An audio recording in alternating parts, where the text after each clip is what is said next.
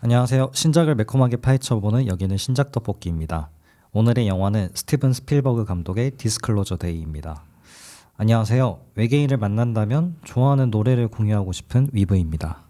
네, 안녕하세요. 외계인을 만난다면 과학을 배우고 싶은 탱이입니다. 탱이가 줄거리 소개해줄래?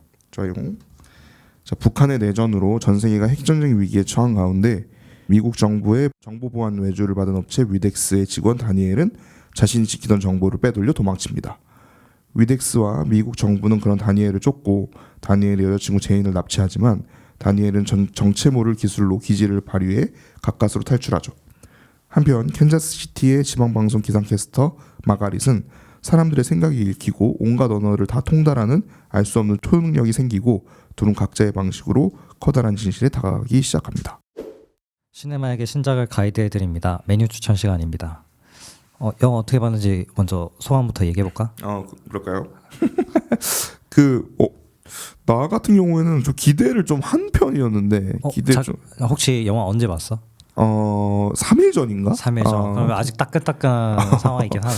기억이 잘 안 나는데 요즘 바빠가지고 약간 기억력이 감퇴했어. 3일 전에 봤는데 그럼 어떡해. 나는 지금 일주일 됐는데.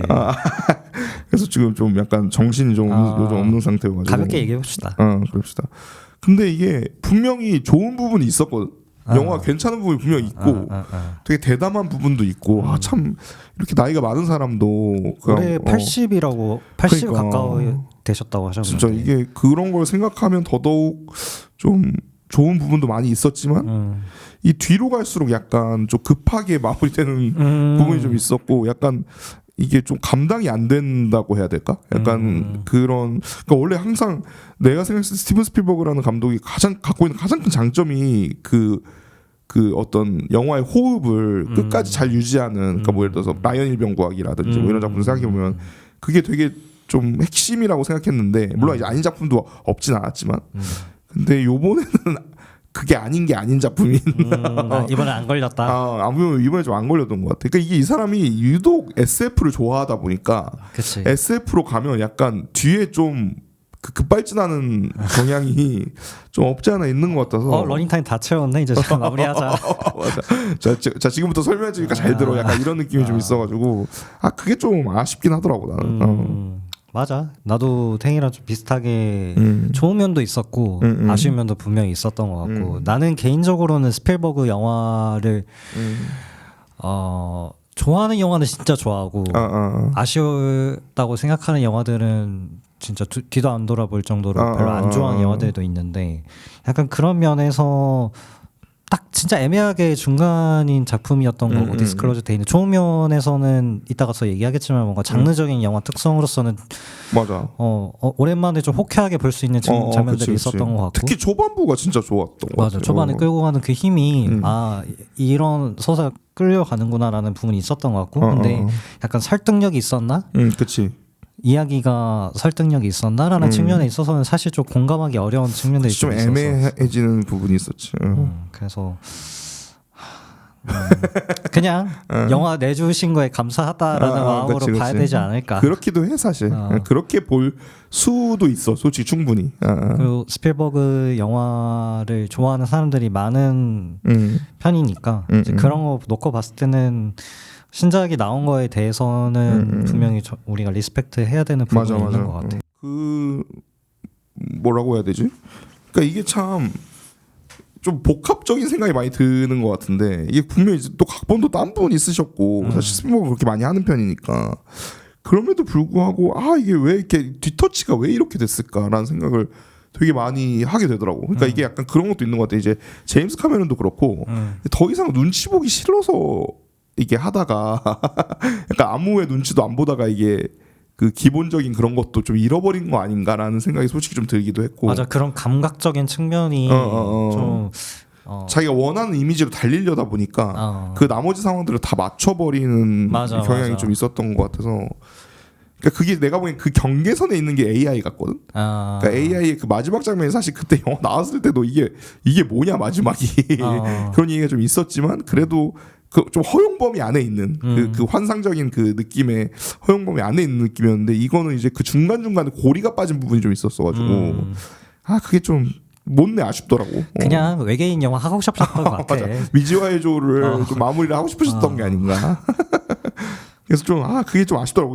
영화가 좋아서도 아쉬운 것 같아. 그러니까 나빴으면은 그냥 싸그리 다 욕하고 끝내면 되는데 초반에 진짜 너무 재밌었거든. 그래서 야 진짜 이게 지금 앞자리 수가 8학년인 분이 이거를 영화를 이렇게 찍을 수 있구나. 그리고 되게 촬영이나 이런 부분도 맞아. 되게 좀 틀을 깨는 부분도 많이 있었단 말이지. 그래서 와 이거는 진짜 대단하다. 이게 이 나이에 이 위치면 사실 고집해도 아무도 뭐라 안 할 텐데. 그러니까 그런 거는 진짜 와 이게 맞아 좀 배워야 돼. 약간 다른 후배 영화인들이 좀 보고 배워야 될 정도로 이게 짬밥인가? 라는 그러니까. 생각이 진짜 그러니까 내가 80년 동안 경험치를 여기 안에 다 쏟아붓겠다라는 걸 분명히 느낄 수 있었던 그런 영화였던 것 같아서 이게 카민스키 야누스 카민스키가 촬영을 했는데 뭐 원래 쭉 같이 작업을 하던 사람이지만 그래서 그 카민스키 그 우주전쟁이나 그 카민스키 특유의 그 질감이 있는데 그럼에도 불구하고 이 카민스키 이 사람 내가 알고 나이가 많거든. 그치 59년생 물론 한참 동생이지만 그러니까 이게 참 진짜 대단하다. 뭐 약간 이렇게 나이 든 사람 두 사람 이게 정점의 위치에 있는 두 사람이 모여서 이렇게 새로운 뭔가를 시도한다라는 게 근데 이제 그런 면에서 오히려 그래서 좀 더 아쉬운 것도 있는 것 같아. 이렇게 그래?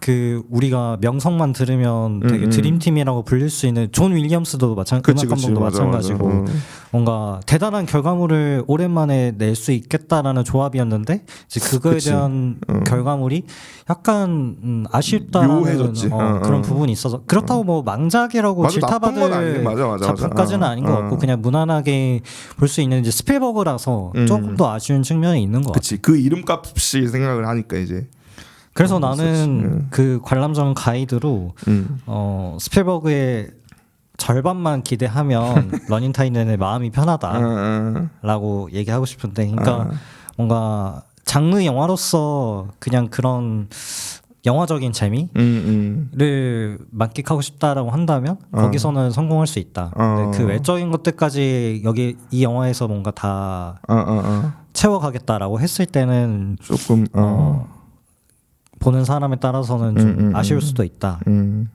그래서 기대감을 낮추는 게 좀 좋을 것 같아. 그러네. 맞아, 나도 비슷한데 나는 오히려 이 영화는 그냥 정보를 좀 찾아보고 가라. 그러니까 뭐 미지와의 조도 한번 보면 좋고 그게 아니더라도 일단 이 제목이 이게 뭐 이 수입사가 이해가 안 되는 건 아닌데 이 디스클로저라는 단어를 사실 흔히 쓰는 단어가 아니다 보니까 도대체 무슨 말이야라는 직관적이지 않지. 직관적이지 않다 보니까 그냥 이 폭로라는 이 단어나 이런 거를 미리 알고 가면 좀 더 이입이 쉽고 좀 더 앞부분을 좀 재밌게 즐길 수 있는 것 같거든. 그 뒷부분도 약간 조금 더 이해가 되는 것 같고 그래서 그런 걸 좀 미리 찾아보고 이 사람이 왜 이런 얘기를 자꾸 하나 뭐 이런 것도 한번 보고 가는 것도 나쁘지 않을 것 같아. 그리고 확실히 미지와의 조는 연장선에 있다는 생각이 들어서 맞아 사실상 후속작 같은 느낌이야. 보고 가는 게 좋은 것 같긴 해. 뭔가 그 장르의 그런 소재에 대해서 스필버그의 뭔가 방향성 같은 것도 좀 깔고 간 상태에서 이 영화를 보면 조금 더 입체적으로 이해할 수 있는 게 있는 것 같아. 맞네. 본격적으로 신작이 어떻게 만들어졌는지 파헤쳐보는 레시피 분석 시간입니다. 지금부터는 영화의 결말까지 이야기할 수 있으니 참고해주세요. 일단은 좋은 면부터 얘기해볼까? 좋습니다. 뭔가 그 장르적인 특징들이 잘 묻어나는 영화였던 것 같아. 초반에 아까 탱이 얘기해줬던 것처럼 액션에 뭔가 액션으로서 화려하게 딱 시선을 끌고 가는 장면이 참 잘해. 되게 인상적이었던 것 같아. 뭔가 그 자동차 추격신 카체이싱 같은 부분들도 그러니까 이게 그러니까 되게 특이하지 않았어? 그러니까 뭔가 차가 별로 안 빠른데 되게 박진감 넘치잖아. 맞아. 그게 약간 그 도로에 쫙 붙어가지고 화면 앵글을 봤을 때 더 그 속도감이 체감되잖아. 약간 그런 것들도 효과적으로 많이 보여줬던 것 같고 뭔가 그 정신없이 막 그 내달리면서 그 동선이나 이런 것들도 그런 면에서 추격극을 좀 효과적으로 보여줄 수 있는 장면들이 많았었던 것 같고 맞아. 뭔가 뒷부분에 그 기차 액션 씬도 뭔가 그 서스펜스를 주는 듯한 느낌이 맞아. 확실히 시원시원하다. 뭔가 이게 오래 한 사람에서 나오는 그런 게 있었던 것 같아. 그러니까 그리고 뭐 카체이싱이 사실 우리가 너무 많이 봤잖아. 그러니까 이거 그러니까 스필버그 버전이 아니더라도 되게 많이 봤기 때문에 근데 그 예상을 좀 벗어나는 느낌이 있어서 좀 좋았던 것 같아. 그러니까 이런 새로움을 고민한다라는 게 이렇게 나이 많은 감독이 그 부분도 되게 좋았고 그래서 사실 우리가 카체이싱 하면 보통 이게 이렇게 농촌에서 이렇게 풀밭에서 하는 경우가 진짜 흔치는 않잖아. 무슨 오프로드에서 차라리 진흙탕이 많지. 근데 보통 이제 도심이 갖고 있는 그 속도감이 더 세기 때문에 그 아스팔트 바닥을 기본으로 상정하는 경우가 많은데 요 공간 같은 경우에 아마 미국 사람들이 더 좋아했을 것 같아. 미국은 진짜 이런 적이 많으니까.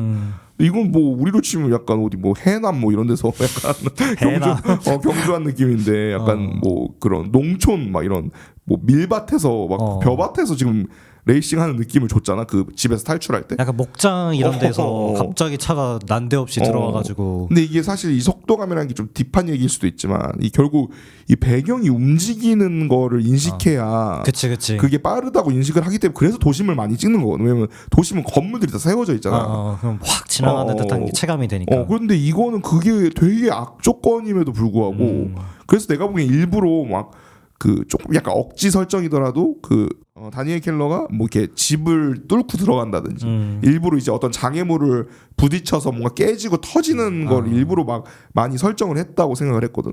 그래서 그런 부분 되게 똑똑하다. 뭐 이게 뭐 스필버그한테 똑똑하다 이런 어르신한테 똑똑하다고 표현하기 좀 그렇지만 되게 영민하시다 아직도. 그 연출을 참 잘 고민하고 있다라는 게 보여서 그런 부분이 되게 하나도 안 지루했던 것 같아. 사실 이 영화 짧지가 않잖아. 맞아. 2시간이 넘어가니까. 그리고 약간 나는 스필버그 영화의 가장 여러 가지 장르를 소화하셨지만 가장 공통분모로 느껴지는 특징이 클래식하다라는 느낌이 들거든. 근데 이 액션 측면에 있어서도 뭔가 새롭고 신선한 면을 분명히 우리한테 보여주긴 하는데 그 이상하게 그 느껴지는 맞아. 코드는 되게 클래식하고 우리가 문법적으로 그런 숱하게 봐왔었던 그런 교보제 같은 느낌의 맞아. 액션이 있었던 것 같아서 참 대단해. 그런 거는 그냥 내공에서 나오는 그런 부분이 아닐까. 짬바. 뭐 영화 한두 회 찍나 뭐 약간 이런 느낌의. 부가적으로 볼 수 있는 그런 장르들이 뭐 스릴러적인 측면도 좀 있었던 것 같고 아무래도 스파이물 같은 초반에 이제 콜린 퍼스가 나와가지고 이제 그 뭐 이 다니엘 켈러의 그 뭔가 물건을 뺏으려고 하는 뭐 그런 장면들이라든지 뭔가 은밀하게 작전을 수행하는 것처럼 도주를 한다든지 뭐 이런 장면들을 통해서 그런 긴장감도 계속 영화 내내 끌고 가려고 했었던 것 같고. 그리고 진짜 똑똑했던 게 참 이 사람이 지금 현재 관객들에 대한 고민을 진짜 많이 하고 있다는 게 되게 잘 느껴졌거든. 사실 스필버그라는 감독을 우리가 어떤 평가할 때 그 예술성과 대중성의 가장 적절한 타협 지점이라고 우리가 많이 얘기를 하는데 그게 여기서 되게 많이 잘 드러났다고 생각을 하는 게 이 앞에 정보를 싹 다 감추잖아. 그러니까 그걸 사람이 계속 궁금하게 만든단 말이지. 도대체 저 사람은 뭐고 저 물건은 뭐며 저 물건을 왜 장갑을 끼고 만지며 뭐 이제 그런 대사나 단서들 같은 것들도 굉장히 계산적으로 그걸 깔아놓는단 말이야. 스필버그 영화들이 그런 영화들이 많은 것 같아. 맞아. 조스도 그랬던 것 같고. 맞아. 뭐 미즈와의 조도 마찬가지고. 맞아. 그 뭐야 그거 저 톰 크루즈 나오는 거 뭐지 그거? 우주전쟁 말고 그 마이너리티 리포트도 그렇고. 그러니까 초반에 질문들을 약간 질문 폭탄을 막 던진단 말이야. 그래서 경우에 따라서는 나는 초반에는 지루한 영화들도 있었어. 필요하기도 하지. 그래서 이게 어쩌라는 거야. 약간 이런. 이게 뭐지? 내가 따라가 마라. 그래서 안 따라갈래라고 했던 영화들 좀 가 마라 약간 이런 느낌도 그런 있지. 것도 있었던 것 같은데 이번에도 그런 구조를 그대로 차용해서 맞아.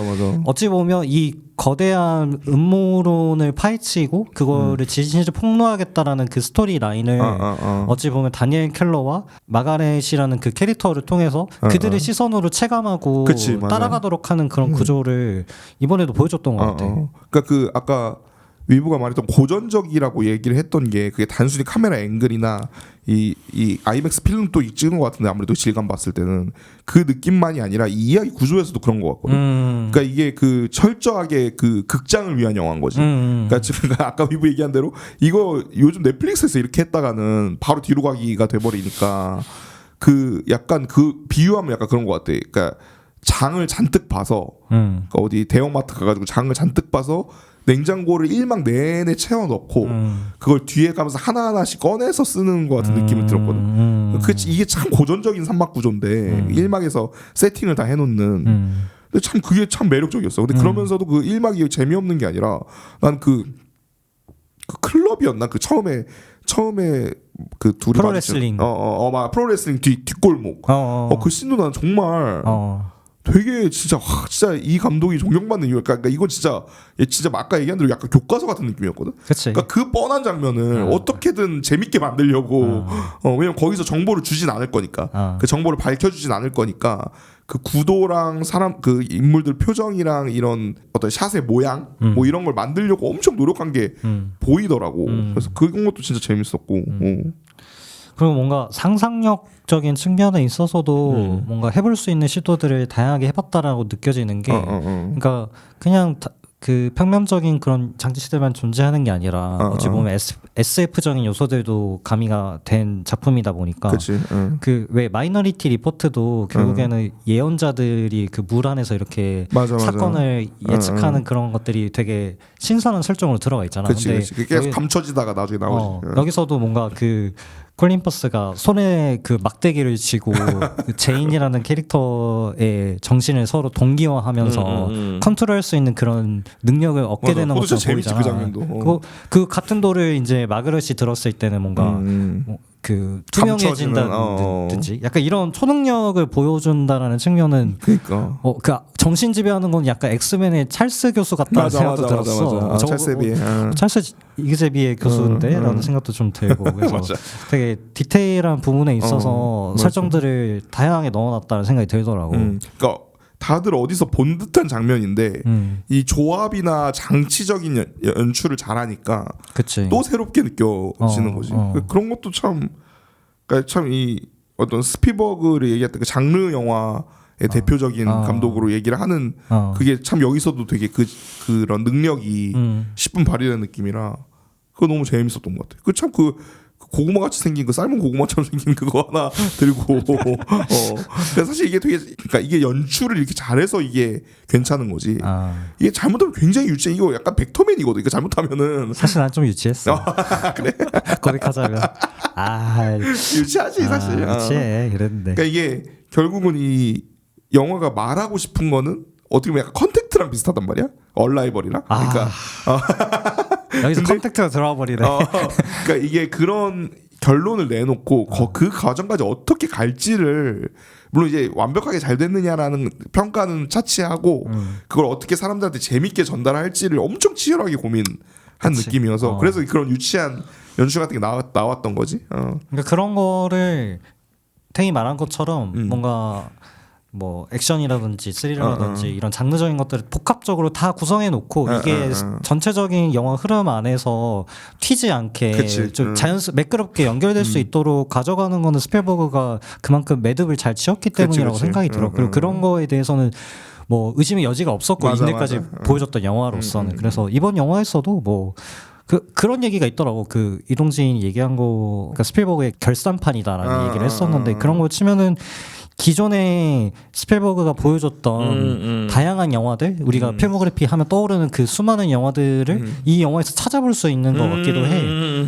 뭐 미지와이저도 마찬가지고. 그래. 뭐 마이너리티 리포트도 있고. 마이너리티 리포트도 있고. 그 뭐 재난 영화로서의 모습들은 약간 우주전쟁 같기도 하고.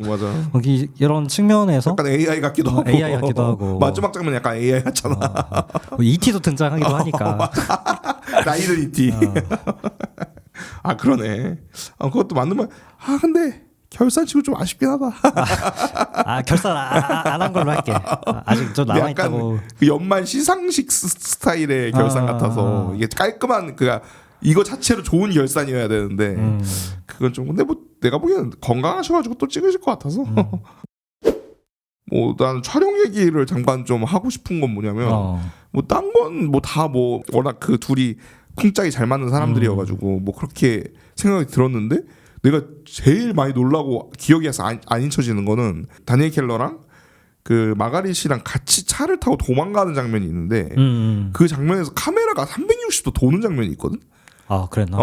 그러니까 이 카메라 위치가 정확하게 얘기하면 그 기어봉 위치인데, 그러니까 운전석이랑 조수석 사이에 기둥을 세워놓은 것처럼 컴파스처럼. 그거 어떻게 찍었을까? 그러니까 그거를 이제 처음에 조수석에 탄 사람을 비추다가 정면에 그 창 밖을 비추다가 왼쪽을 비추고 뒤를 비춘단 말이에요. 이렇게 그 여자친구랑 같이 탔을 때 마가리 시장이다. 노아랑 같이 탔을 때 이제 제인이랑. 그렇게 한 바퀴가 돈단 말이야. 제인이랑 한 바퀴가 돈단 말이야. 그러니까 이런 것들이 나는 진짜 그러네. 그러니까 이게 최근 한국 영화에서도 이런 독특한 샷을 쓰는 게 약간 유행처럼 불고 있어서 그렇게 쓰는 경우가 있는데 난 그 부분에 대해서 좋게 생각하는 편이 아니었거든. 그러니까 이거는 불편한 거야. 그러니까 내가 이제 촬영을 해서 더 그렇게 느끼는 걸 수도 있는데 이게 너무 내가 아는 그 광학적인 그 카메라 그거에 너무 안 맞는 걸 써버리니까 그 기술적으로 완벽하게 뭔가 한 그런 게 아니라 누가 봐도 보여주기 위한 누가 봐도 합성한 듯한 느낌에 그러니까 사실 나는 재미가 있긴 했지만 그 어쩔 수가 없다에서도 그런 컷들도 과연 이게 맥락이 정말 잘 맞았는가에 대해서는 조금 의심하는 편이긴 하거든. 나도 재밌었어. 막 그 폭탄주 시각으로 막 나오고 이랬던 거 재밌었는데 이게 그 맥락에서 괜찮았던 걸까에 대한 의심은 솔직히 좀 있는 편이거든. 어쩔 수가 없다는 뭔가 그걸 더 이상한 영화지. 맞아. 많이 자극적으로 많이 보여주려고 했던 것 같기도 해. 맞아, 그런 맞아. 의도도 좀 보였었던 것 같아. 그래서 그런 영화들이 몇몇 있는데 이거는 되게 이 스필버그에 대한 정의랑 가깝게 이 샷 자체도 되게 적절했던 것 같아. 적절히 독특하고 적절히 볼만하고 약간 이런 느낌이어서 나 진짜 그때 국제에서 깜짝 놀랐거든. 와 이거 뭐 하는 거지? 약간 이러면서 그러니까 참 이게 둘이 나이를 합치면 막 120이 넘어가는 130이 넘어가는 사람들 두 할아버지 할아방탱이가 둘이 모여서 지금 이런 시도를 한다라는 것 자체가 그런 것도 좋았던 것 같아. 그런 것도 되게 이거는 좀 영화인뿐만 아니라 모든 업계, 그러니까 다양한 업계의 사람들이 저 태도를 보고 좀 배워야 된다. 저런 게 배우려고 한다라는 그 태도가 그런 게 사실 막 단편 영화나 이런 최근으로 지금 백룸 같은 그런 영화들에서 자주 시도를 한단 말이야. 왜냐면 기존의 걸로는 스필버그를 못 이기잖아. 그러니까 새로운 걸 하려고 막 한단 말이야. 조던필 같은 감독들도 그렇고. 근데 이렇게 정점에 있는 감독, 거장으로 불리는 감독들이 뭐 그건 박찬욱 감독도 마찬가지고 그런 걸 한다는 것 자체는 그 행위 자체로 좀 칭찬을 해도 괜찮은 것 같아. 물론 그게 얼만큼의 설득력이 있었고 그게 흥행으로 이어지는지 작품의 완성도가 좋게 평가되는지에 대한 여부는 또 별개의 문제겠지만 맞아. 스필버그 같이 이미 다 해봤기 때문에 또 그런 걸 해볼 수 있는 환경인 것 같기도 해. 어떻게 보면. 그래 이거 뭐 망해도 되고 뭐 약간 이런. 나는 캐릭터에 대한 얘기도 좀 해보면 좋을 것 같아. 인물들이 되게 다양하게 쓰이잖아. 맞아. 그래서 적절하게 잘 설계해서 배치했다는 생각이 들었는데 일단은 에밀리 블런트가 맡았던 마가릿이라는 캐릭터 참 어떻게 봤어? 난 연기가 진짜 사실 나는 에밀리 블런트 하면 뭐 콰이어트 플레이스나 제일 좋았던 거는 시카리오? 시카리오에서의 그 불안함과 그 뭔지 모르는 세계로 빨려 들어가는 그 공포감을 정말 잘 보여준, 잘 표현했던 그런 작품이었다 생각했는데 그 이후에 봤던 에밀리 블런트 모습 중에서는 제일 좀 인상 깊었던 것 같아. 맞아. 그러니까 나는 엣지 오브 투모로우에서도 좋은데, 그러니까 이게 되게, 그러니까 이것도 어떻게 보면 지금 내가 앞에 칭찬했던 거랑 좀 연장선인 게. 뭐라고 해야 되지? 에밀리 블런트가 갖고 있는 이미지가 사실 뭔가 좀 스테이블한, 그러니까 좀 안정적인데 뭔가 표현하는 느낌이었지. 이렇게 되게 혼란스러워하는 캐릭터는 그 악마는 프라다를 입는다 이후에 별로 안 했고 그건 완전 커리어 초기니까 그 뒤에 이제 되게 그런 어떤 뭔가 좀 뭐라고 해야 되지? 좀 중산층 백인 여성의 그 어떤 이미지가 좀 굳어졌기 때문에. 그런 부분에서 좀 안정적으로 갔던 편이라고 생각하거든 나는. 배우 자연인이 가지고 있는 이미지도 좀 있는 것 같아. 되게 딱 강인하고 뭔가 나를 이끌어줄 것 같고 나를 보호해줄 것 같은 그 느낌의 그런 게 있다 보니까. 근데 이번에는 되게 그거를 그 배우 스스로도 좀 벗어나고 싶었던 것 같긴 해. 내려놓은 것 같아. 그치. 뭔가 연약한 존재고 되게 지금 혼란스러운 맞아. 그런 약간 감정이 과잉되어 있다라는 것처럼 보이는 약간 게 푼수 같기도 하고. 그게 이제 같은 입장이 아닌 관객의 입장에서 보더라도 확 그 감정이 전달이 되는 거야. 맞아. 그런 측면에 있어서는 이 영화에서 가장 빛나는 인물이 정말 잘했던 마거릿이었던 것 같아. 그리고 약간 이제 배우에서 벗어나서 이 캐릭터 자체로만 놓고 보면 약간 역할이 이제 전달자잖아. 그치.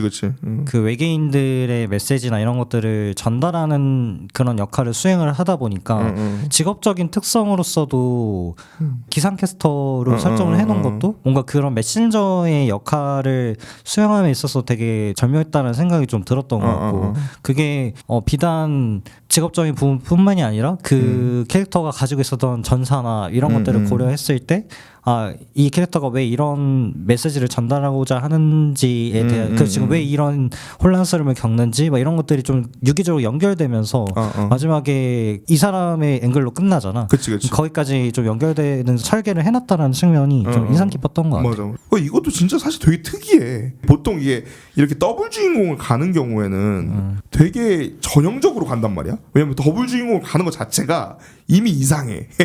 그래서 이상한 캐릭터를 잘 안 넣거든. 물론 이제 조시 오코노가 연기했던 캐릭터는 굉장히 좀 일반적인 느낌이긴 하지. 약간 플랫하잖아. 그치. 약간 그 실존 인물로 치면 스노든 같은 약간 그런 폭로하는 내부 고발자의 그 느낌으로 그냥 안정적으로 간 것 같고 물론 이제 조시 오코노가 그 연기를 기가 막히게 해가지고 살리긴 했지만 근데 이제 일부러 여긴 틀어버린 것 같거든. 근데 이것도 참 배우도 그렇고 감독도 그렇고 난 그게 너무 되게 일어나서 박수치고 싶은 느낌이었어. 그러니까 되게 이게 헐리우드 영화 놀릴 때 무슨 뭐 퇴직한 전직 특수요원 뭐 이런 거 막 놀리잖아. 뭐 그런 사람이 뭐 자기 딸을 납치돼가지고 뭐 이런 거 뭐 찾아서 널 죽이겠다 뭐 이런 전형적인 그런 프리셋처럼 정해져 있는 캐릭터들이 있는데 그 캐릭터를 어떻게든 벗어나려고 했던 것 같거든. 그 기상캐스터라는 설정도 굉장히 독특한 설정이고 맞아. 그리고 그 능력을 받아들이는데 굉장히 오랜 시간이 걸리고 그리고 그걸 해결하는 방식도 어떤 과거의 자기 지점을 다시 돌아보면서 그걸 해결한다라는 거. 그러니까 이 프로젝트 전체가 그러니까 이것도 참 고전적인데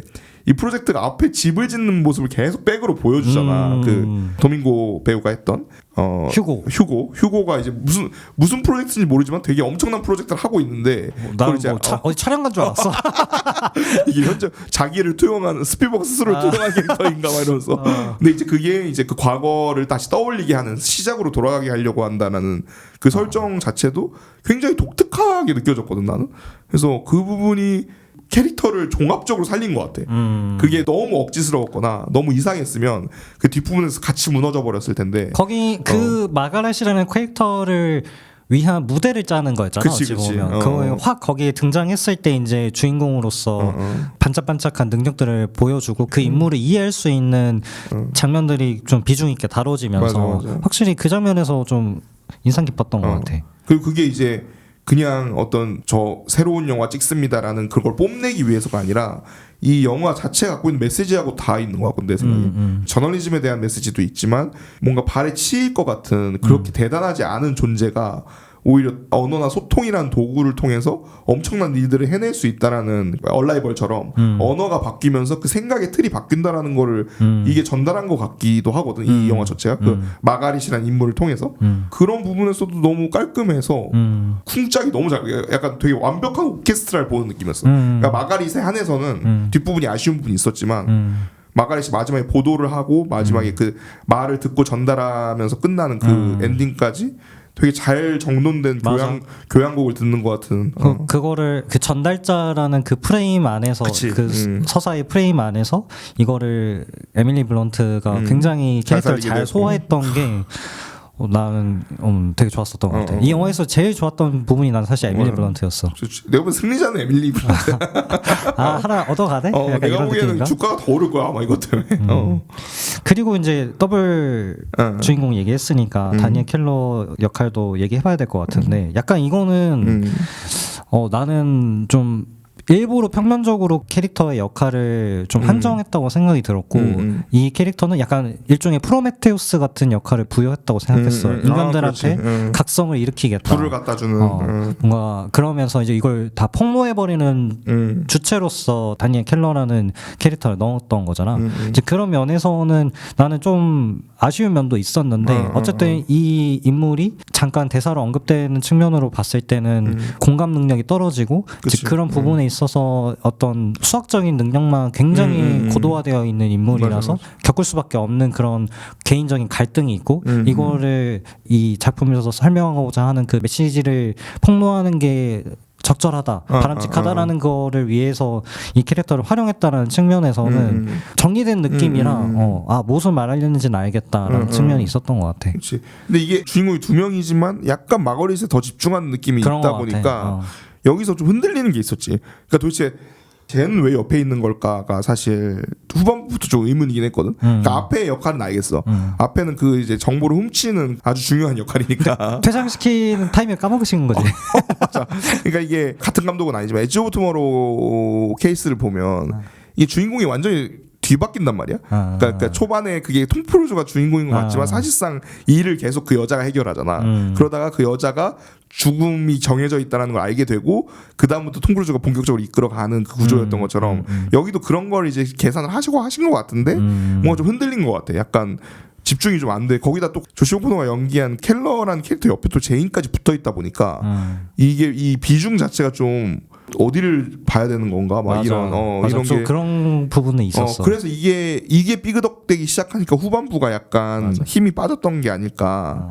그러니까 차라리 깔끔하게 죽였거나 퇴장을 그러니까 어떤 부분 어떻게 해야 될지 뭐 대안을 제시하기 좀 힘들지만 조금 더 뒤로 물러났거나 아니면 진짜 둘이 완전히 콤비를 주거나 이렇게 정했어야 되지 않을까라는 생각이 들긴 했었어. 결과적으로는 두 사람이 가지고 있는 능력의 근간이 되는 부분은 공감 능력이었는데 그치. 그 부분을 가장 극대화할 수 있는 마가렛과 그걸 필요로 하는 다니엘이라는 캐릭터가 어찌 보면 합을 잘 맞출 수도 있는 부분이었는데 이게 되게 그런 면에서는 마가렛만 반짝반짝 빛나고 그치. 다니엘은 되게 기능적으로 쓰였다 소모돼버리는 듯한 느낌이 있었던 것 같아. 그러니까 이게 이 마지막 장면을 봤을 때 어떤 걸 하려고 했던 건 알겠는데 그게 작품 내내 너무 바빠가지고 표현이 안 됐던 것 같아. 그러니까 결국 그 수학적 언어를 그냥 일반 언어로 순식간에 들을 수밖에 없는 그 약간 저주이자 축복인 그런 설정으로 이제 다니엘 켈러가 그렇게 설정이 돼 있는데 그걸 사실상 마지막 장면을 제외하고는 그게 잘 이해가 안 되는 거지. 그러니까 왜냐면 그러려면은 그 말을 딴 사람도 하고 그 딱딱딱딱거리는 그 외계 언어를 딴 사람도 하고 그걸 이해하는 뭐 그런 과정을 보여줬어야 되는데 그게 아니라 그것조차도 마가렛이 해버리니까 이게 마가렛이 더 집중이 돼버리는 거지. 그래서 도대체 얘는 무슨 역할이지? 약간 정보를 훔친 건 알겠는데 그 뒤에 무슨 역할이지가 돼버리니까 맞아, 좀 붕 뜬 느낌이 있었어. 붕 뜬 느낌이 있었지. 그러니까 이거를 확실히 뭔가 딱 그 역할 분담을 좀 더 했었어야 되는데 스필버그가 뼈속까지 문과 인간이 아닌가. 이 이과적 활용을 어떻게 써먹을지 모르겠다. 약간 이 부분 던진 느낌이네. 선마에서 이게 확실히 붕 뜨긴 했어. 맞아. 그래서 사실상 뒤에 하는 게 약간 그 USB로 영상 옮기는 거밖에 안 나오잖아. 그것도 사실 좀 구차하긴 했거든. 그러니까 이게 이 사람을 어떻게든 씬을 줘야 되는데 줄 게 없으니까 사실 그거 다른 사람이 해도 되잖아. 그치. 그 PD가 하는 게 더 빠르지 사실. 그러니까 그게 좀 짜치긴 했어 솔직히. 그래서 이거 감독님이 좀 포기하고 하신 거구나라는 느낌이 난 좀 들었거든. 그 USB 옮기는 장면이. 그래서 그게 조금 아쉽긴 했다. 근데 참 조시 오코노는 대세 배우가 될 만하다. 정말 잘하더라고. 잘하더라. 그 제인하고 싸우거나 이럴 때 그 씬들이 나 너무 좋았거든. 그 수녀 방 같은 데서 막 얘기하고 이럴 때 그 두 배우 다 잘하지만 솔직히 말해서 제인 배우보다 조시 오코노가 이끌어가는 게 더 많았던 것 같아. 그 표정이나 이런 데서 그 분위기가 압도되는 듯한 느낌이 있었던 것 같아. 조시 오코노한테. 맞아. 딱 집중이 되고 되게 잘 어울리더라고. 은근히 그 스필버그 영화랑. 제인 얘기가 나와서 말인데 나는 이 제인의 캐릭터를 꼭 넣었어야 됐을까? 그러니까 좀 붕 뜨지. 그러니까 합쳐도 됐어 사실. 그러니까 종교적인 관점에서 뭔가 이 상황을 받아들이는 거에 대한 신앙이 있는 사람들의 입장에서 인간이 이 상황을 어떻게 받아들일 수 있을까라는 그 혼란을 보여주기 위한 인물로 쓰였다고 생각이 들었는데 이제 그런 부분에 있어서 종교의 역할을 조명하는 듯한 거 외적으로는 뭔가 그 외에 이 인물이 꼭 필요했을까? 뒤에 또 사라지기도 하고 막말로. 그 노아를 통해서 자기가 통제돼서 뭔가 그 다니엘 켈러를 죽이려고 한다든지 막 이런 좀 그런 서스펜스를 영화적인 재미를 주기 위한 그런 부분으로 쓰여버린 것 같아서 마지막에는 뭔가 이 인물에 대한 깊이 탐구를 하거나 이런 역할을 하는구나라는 부분들을 막 엄청 영화를 보는 내내 즐길 수 있는 부분이 많이 없었던 것 같아. 차라리 그냥 마가렛이랑 킬러를 빨리 붙였는 게 낫지 않았을까 생각 난 좀 하긴 했고 그러니까 그게 이제 둘이 거의 영화 중간에 만나다 보니까 그 전까지 뭔가 할 사람이 필요해서 제인이 좀 끌어다 쓰여져 있는 느낌도 난 좀 있었거든. 그래서 사실 이게 과연 그 켈러랑 합칠 수 없는 캐릭터인가? 그 회의주의자 포지션을 켈러한테 그냥 넣었어도 되지 않나?라는 생각이 좀 들기도 했고. 그게 조금 아쉽긴 했던 것 같아. 그러니까 이게 결국 아까 위브 얘기한 것처럼 뒤에는 이제 마가렛이 너무 메인으로 오다 보니까 이게 얘네가 왜 그렇게 투닥였고 약간 이런 게 붕 떠버리는 느낌이 확실히 맞아. 있었던 것 같아요. 나는 아예 기억이 안 났어. 그래서 제인이 거의 3막 내내 사라져 있다가 그 마지막에 뭐 하나 하고 끝나는데 마지막에 그 돌을 주고 끝나잖아. 맞아. 정전되고 맞아, 나서 맞아. 그거를 그러니까 돌을 그것도 치고 사실 그것도 좀 구차하긴 했어. 약간 USB 같은 느낌의 이게 그 정당성이 확실히 있나라는 생각했을 때 좀 그게 좋은 막 좋은 와 대박 이런 느낌의 그런 연출은 아니었던 것 같긴 해. 그래서 조금 아쉽긴 했었어 나도. 근데 나는 이 인물보다 더 애매하다고 생각했던 게 노아와 휴고였거든.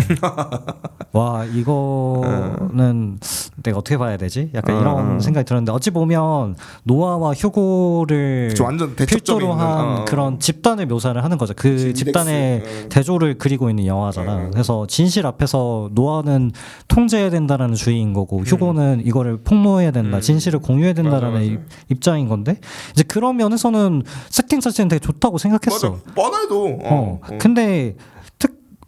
근데 휴고는 사실 그거를 다니엘 켈러가 하고 있는 거 아닌가? 그러니까 맞아. 뭔가 그런 지도자의 역할로서 이 집단을 리드한다는 측면이 있어서 뭔가 크게 대단한 역할을 수행한 것 같다는 생각이 들지 맞아. 않았어. 그게 또 후반은 또 마거릿한테 가버리니까 그냥 이쪽으로 들어가세요. 약간 안내하는 느낌의 그 정도 이제 하는 거는 마거릿이 다 했잖아. 맞아, 문지기 느낌이 좀 있지. 아직 그런 걸 치면은 약간 마거렛이 그 밸런스 측면에 있어서 너무 몰빵된 건가? 라는 생각도 전지전능해 버리니까. 맞아. 그 앞에서 그런 관점이 뒤에 가서 얘기하겠지만 이 뭔가 이 초능력이나 이런 것들을 그 외계인에 대한 문명 자체를 되게 신격화하고 그게 종교 이상의 의미를 갖는다라고 되게 우상적으로 바라보는 이 생각 자체가 이 영화에 깔려 있다 보니까 맞아. 이제 그런 측면에 있어서 이렇게 갈 수밖에 없는 구조였다는 생각도 들어. 그렇죠. 그렇긴 해. 거기 앞에서는 휴고는 한낱 인간일 뿐이니까. 그치. 근데 이게 핵심은 내가 봤을 때는 이게 그 아까 잠깐 얘기 나왔지만 이 엑스맨 케이스처럼 그러니까 찰스 자비에랑 저기 매그니토가 그 시리즈 내내 대립했던 그 구도처럼 이런 구도가 이 두 사람한테서 뭔가 느껴졌어야 되거든.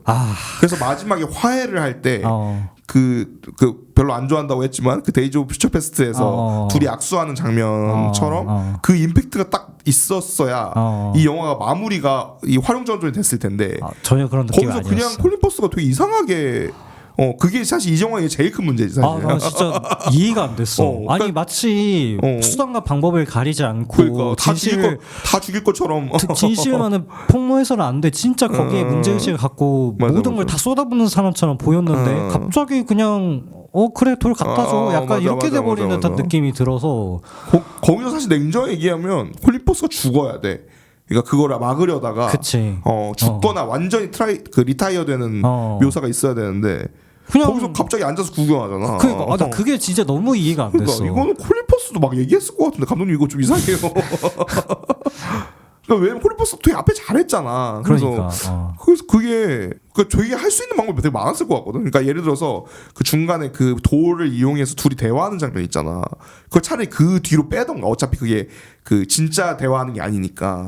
그러니까 그 둘이 왜 화해하는지에 대한 그게 전혀 없다 보니까 어떻게 이거가 너무 큰 실수다. 이건 아무리 봐도 이건 그 커버가 불가능하다. 이거 스필버그도 커버가 안 된다. 이건 약간 잠깐 노아 캐릭터 연구하시다가 조셨던 것 같아. 그러니까 이거를 그러니까 촬영을 하다가도 고쳤어야 되는 게 아닌가 싶을 정도로. 나는 진짜 마지막에 너무 말이 안 된다고 생각했어. 그러니까 뭐 하다못해 진짜 개뻔하지만 휴고랑 주먹 다짐이랑 두 주먹 다짐이라도 한번 하든가. 그러니까. 이게 뭔가 결론이 나야 되는데 결론이 안 나버리잖아. 그래서 그 밑에 부하가 나오잖아. 아니 그냥 가만히 있으실 거냐고. 그러면 내 입장이 그랬다니까. 아니 그걸 그냥 보고 있는 게. 맞아. 그리고 캐릭터의 일관성도 안 맞는 게 그 부하가 되게 독특한 포지션 나오잖아. 그 마가릿의 그거에 걸리지 않는 이상한 포지션. 그래서 나는 이 이야기가 좀 풀릴 거라고 생각했어. 근데 그게 전혀 안 풀리지 사실. 그러니까 그 앞에서는 그렇게 그 긴장감을 쌓아놨는데. 그래서 나는 처음에 그거 보고 이거 로봇인가 보다 그 생각도 했거든. 그러니까 왜냐면 모든 인간에 대한 그거가 다 되는 그 내면을 다 들여다볼 수 있는 인간인데 그게 안 되잖아. 그 사람만 유일하게 거의 영화 내에서. 그럼 여기에 대한 설정이 뭔가 들어가 있고 진짜 개유치하고 이거 한국 드라마에서 너무 많이 쓰는 거라서 짜증나지만 이 애가 그 배반을 하고 그러니까 하극상을 하고 이제 콜린퍼스를 제끼고 뭔가를 하려다가 망하면서 이게 완성이 되는 그 느낌으로 갔어야 됐다고 보거든. 이게 아주 정석적으로는. 근데 이거 그래요? 그럼 집에 가도록 하겠습니다 하면서 퇴근하잖아. 빡쳐가지고 그냥 나가잖아. 그게 그 건물 다 폭파시킬 것처럼 다 들어와 놓고. 그래서 이거 왜 이랬을까? 그거 진짜 좀 마지막에 좀 김이 빠지는. 그래서 나는 그 변압기에다가 그 비상발전기에다 폭탄 설치할 때까지만 해도 이거를 마가릿이 이제 메인이니까 메인 자리로 갈 거고 이거를 조시 오코너랑 제인이 해결하겠다 생각을 했거든. 그 어떤 방식으로 해결할지 모르지만 근데 여기서 나는 그 켈러가 이 수학적인 그런 걸로 해결하면 되게 깔끔했을 것 같거든. 뻔하지만 그러니까 어쨌든 그런 어떤 그치 그런 과학적인 언어를 그냥 일반 언어로 받아들이는 사람이니까. 근데 그런 역할은 아니었어. 그러니까 그것도 그냥 옆에 서 있잖아. 약간 마가릿 비서실장처럼 그냥 옆에 서 있다. 이 사람이 수학적인 능력이 있다라는 거는 전해져 내려오는 듯한 이야기일 뿐이지 맞아. 실제로 증명한 거는 많이 없었어. 그래서 그것도 나는 그러니까 이게 잘 됐어야 이 마지막에 그걸 말을 전달을 하잖아. 저기 켈러가 마가릿이 직접 듣는 게 아니라. 그러니까 이게 너무 아쉬웠던 것 같아. 이게 되게 좋을 수 있는 장면인데, 근데 마가릿이 너무 이제 아까 위부 표현한 것처럼 이 영화 내내 너무 전지전능하고 모든 걸 다 이해하는 사람처럼 돼버렸기 때문에 왜 다 이해하는데 저 사람 말을 이해를 못해가 돼버리는 거지. 관객들 마음이. 그럼 그거를 외계인의 말만 그러니까 한국 그 지구에 있는 사람들 그러니까 지구인의 말은 다 이해하는데 외계인의 말을 이해하지 못해서 생기는 어려움을 이제 켈러가 해결하는 식으로 했었어야 그걸 영화 내내 보여줬었어야 이제 그게 이제 시너지가 생기는데 마치 우리 가오갤 3에서 마지막 장면 같은 마지막에 대화하잖아. 그거 누구 중간에 못 알아들어가지고 누가 막 해석해주고 막 이런 장면 나왔던 것 같거든. 지금 제가 정확하게 기억이 안 나는데 그런 것처럼 이 영화 내내 그걸 기믹으로 활용했어야 이게 의미가 있는데 그 갈대밭에서 저는 이게 영어로 들리는데요, 안 들리세요, 이런 거밖에 없었잖아. 그러니까 이게 안 맞는 거지. 아니 왜냐면 앞에서 지금 가야 되는 장면이 너무 많으니까 바쁘셔. 맞아. 빨리빨리 가야 돼, 빨리빨리. 됐어, 넘어가. 언급했다. 넘어갈게. 약간 이런 느낌이었던 것 같아. 근데 이게 너무 영화적으로 중요한 이 영화 전체 주제에 대해서 되게 중요한 장면이어서 그러니까 이게 좀 극단적으로 비유하면 컨택트 그러니까 얼라이벌에서 만약에 제레미 레너였나? 제레미 레너가 그렇구나. 전 아내인 널 용서할게 이랬으면 얼마나 허무하겠어. 그러니까 제레미 레너가 화를 내는 게 그 영화의 핵심이잖아 사실. 그걸 정해진 딸의 죽음을 받아들일 수 없고 그걸 선택한 자기의 아내를 용서할 수 없는 게 되게 핵심이잖아. 근데 약간 거기서 오케이 알겠어. 그걸 다 읽었구나 이렇게 한 거랑 좀 비슷하게 느껴졌거든. 이게 너무 아쉬운 거야. 영화 앞에 너무 재밌었는데 이 마지막 그 방송국 씬에서 너무 그리고 그 전체 다 송출하고 이런 것도 너무 그냥 어물쩍 넘어갔어. 그치? 마지막에는 그냥 진짜 너무 애매하게 마무리 짓는 듯한 느낌이 있어서 그거를 진짜 타 방송국 사람들이 관객이 입장이 돼서 관객도 그 사람들의 입장이 돼서 그걸 이해할 수 있을 만큼 설득을 했어야 됐거든. 근데 그게 안 되니까 되게 약간 유치해지는 거지. 자, 우리 다 같이 화이팅 약간 이런 느낌이 돼버리니까 그래서 좀 그게 그렇더라고. 그러니까 이게 아예 앞이 이렇게 좋은데 이거를 왜 이렇게 됐을까? 마지막에 돈이 좀 부족했나? 아니, 그러니까 섭외할 때 에밀리 번트한테 이제 예산을 다 쏟아부은 거야. 그래서 이제 너희들 어쩔 수 없다. 너희는 이 정도까지는 나오자. 이렇게 하신 거야. 아니 그럼 차라리 돈 줄이든가. 그 어쨌든 내용적인 측면도 중요하게 다루어지는 내용이었던 것 같고 제목에도 디스클로저 데이라고 그렇지, 했던 폭로. 게 결국에는 스필버그가 해보고 싶었던 얘기는 질문을 하고 싶었던 것 같아. 맞아. 이렇게 폭로를 했을 때 이 사실을 당신은 받아들일 수 받아줄 있냐. 준비가 되어 있는가? 그 테마 진짜 좋지. 왜냐하면 거기에 굉장히 관심이 많은 할아버지이신 것 같고 맞아. 그거에 대해서 이만큼 진심인데 나는 받아줄 준비가 안 돼 있거나 혹은 누군가는 그거에 대해서 빨리 얘기해야 된다라고 얘기를 하는 그 입장에 대해서 영화적으로 풀어냈던 것 같고 맞아. 근데 이게 되게 폭로해버린다라는 측면에 있어서 다양한 주제로 질문을 해볼 수가 있는 게 단순히 그걸 받아들일 준비가 되어 있는지에 대한 질문뿐만이 아니라 이걸 노출하는 방식 자체가 적절한 것인지 지금 어찌 보면 이 영화에서는 다니엘 켈러가 개인이 개인의 가치관에 의해서 이거를 밝혀야 된다라고 소수 집단에 의해서 이거를 어찌 보면 누설해 버리는 건데 그거에 대해서는 제재를 가하는 제인의 역할도 있었던 것 같아요. 맞아. 이거를 통해서 나중에 혼란을 야기할 수 있고 그거에 대해서는 감당할 수 없다. 이거에 대해서 다시 생각해봐야 된다. 이런 부분에 대한 그래서 그 프로메테우스의 그런 책임을 받게 되는 그 결과를 얻게 되는 것처럼 결국에는 이게 어떤 혼란을 야기할 수 있을지는 우리는 지금은 예상을 할 수 없는데 맞아. 이제 그렇다 보니까 이 주제에 대해서 사람들이 전 세계적으로 관심이 있고 이거를 그래서 지금 질문을 던져본 것 같아 스필버그가 뭔가 맞아.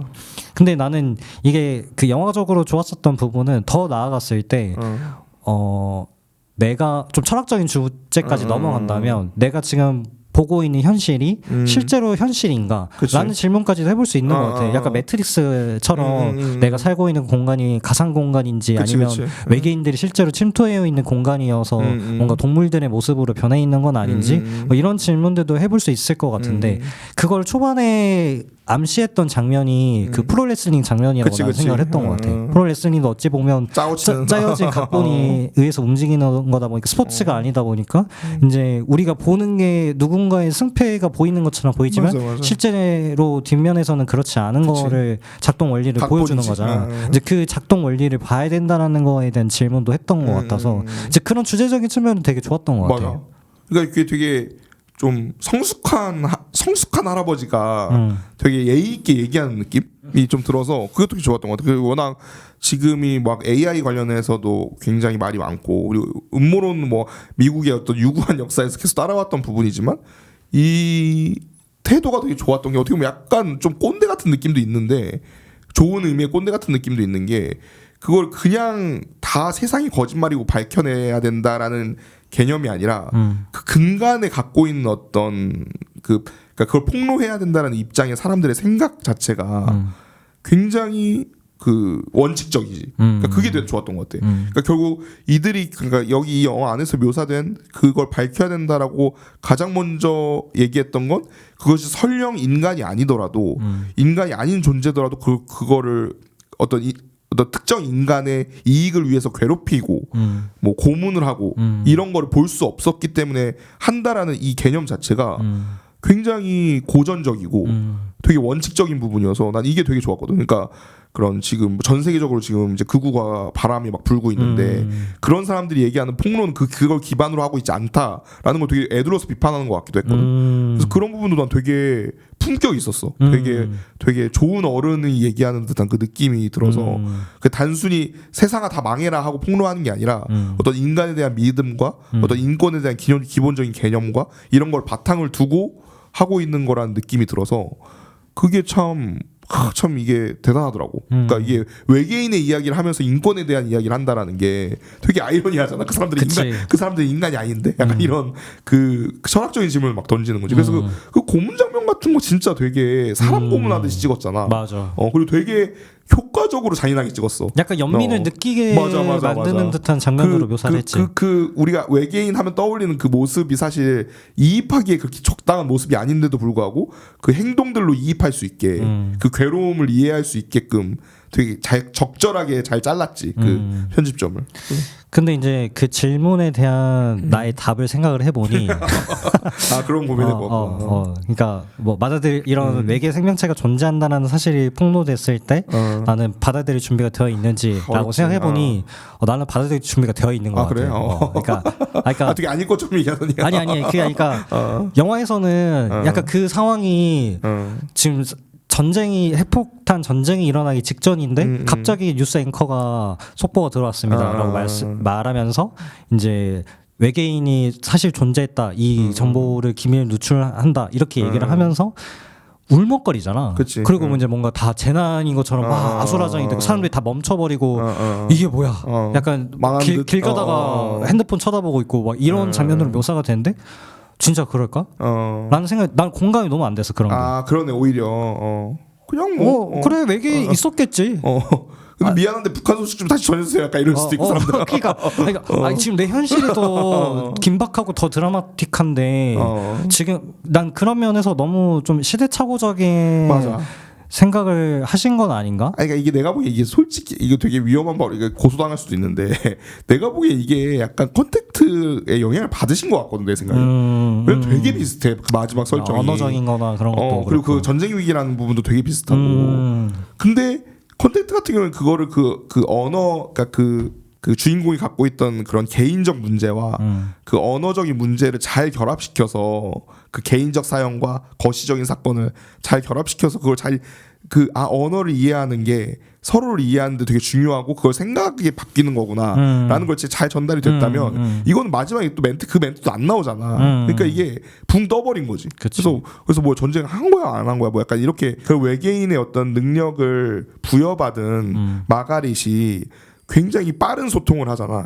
전체적인 그러니까 통위적인 소통을 한단 말이야. 그러니까 이제 그런 소통이 이루어지면 전쟁을 막을 수 있다라는 얘기까지 하고 싶었던 것 같은데 이것저것 넣다 보니까 그걸 그냥 감추는 식으로 끝낸 것 같거든. 그게 조금 패착이었던 것 같긴 해. 그게 좀 더 유치하더라도 그게 좀 전달이 딱 확실히 됐었어야 되는데 그걸로 전쟁이 멈춘다는 거니까 마치 그때 난 전혀 그렇게 보지 않았어. 그 얼라이벌에서 그 중국 그 장교한테 그 말 하면서 그게 다 해결이 되는 것처럼. 근데 그게 안 돼 버리니까 뭐 그게 따로 노는 거지. 그래서 뭐 전쟁이 터졌다는 거.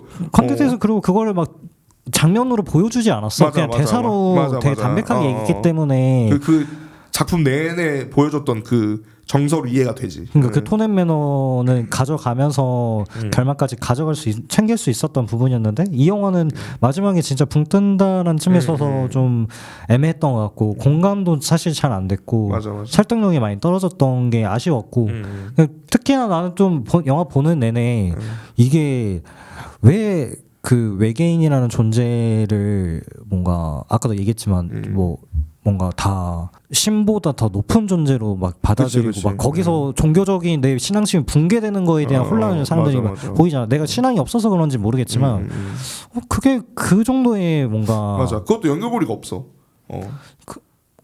그리고 이제 묘사되는 거는 어찌 보면 인간의 그 포섭당에서 뭔가 컨트롤하고 뭐 실험해보고 이런 존재처럼 묘사가 되는데 막상 가지고 있는 능력은 전지전능하고 뭔가 그 물리적인 능력들을 다 통달해버리는 듯한 존재로 묘사되는 것도 나는 좀 그게 어떻게 된 건지 정리가 잘 안 됐고 맞아. 그런 면에서 그러니까 이게 약간 맨프로머스처럼 이게 사실 어떤 이유에서인지 굉장히 오래 산 사람이 신격화됐다라는 설정이잖아. 맨프로머스의 설정이. 그런 것처럼 이 외계인이 갖고 있는 어떤 자기의 자연스러운 능력이 어떤 신을 넘어서는 어떤 무언가가 됐다라는 게 표현이 됐었어야 그게 이해가 됐을 텐데 그게 그걸 역사적으로 계속 영향을 주고 있었다라는 그런 밑에 깔린 무언가가 있어야 뭐 그 음모론 있잖아. 우리 뭐 바빌론이 사실 뭐 외계인이 지었다 뭐 이런 얘기 항상 있잖아. 그러니까 그런 맥락이 좀 깔려 있었어야 되는데 그게 없다 보니까 말한 대로 너무 외계인을 상타치는 약간 이런 느낌이 있었던 거지. 신작의 인상적인 맛을 리뷰하는 영수증 리뷰 시간입니다. 기억에 남는 장면 대사 있을까?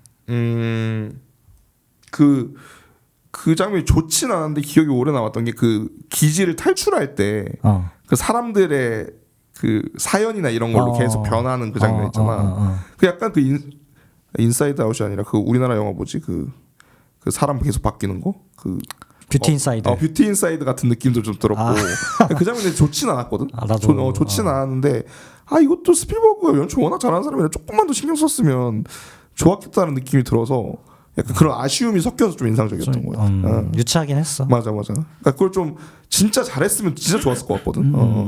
나는 기차 액션씬이 매달리는 액션이 이 영화 안에서 좀 즐길 수 있는 거리들이 많이 있었던 것 같아서 기차 액션씬이나 뭐 앞에 카체이싱 장면 이런 액션씬이 좀 호쾌했었던 것 같아서 그 부분이 장면이 기억에 남습니다. 머릿속에 떠오르는 한 단어로 표현한다면 감독님 다음 작품 기대하겠습니다. 요즘 따라 좀 핑퐁핑퐁이 좀 있으셔. 파벨만스 참 좋았는데. 그러니까 하지만 웨스트는 또 나빴기 때문에 웨스트 사이드 스토리 쿨타임이 돌아오셨던 거지. 다음 건 또 돌아오셨겠네. 나는 공감 능력이라고 말할 것 같아. 공감 능력에 대해서 말하는데 엠파시. 공감 능력이 좀 부족하셨다 이번에는. 되게 비판적인 공감이 되지 않았다. 마음이 아프네요. 오늘은 스티븐 스필버그 감독의 디스클로저 데이를 다뤄보았는데요. 사람을 지그시 바라보는 동물의 순수한 눈망울이 떠오를 때면 다시 찾아와 맛있게 먹어주길 바라며 다음에도 화끈한 신작으로 찾아뵙겠습니다. 감사합니다.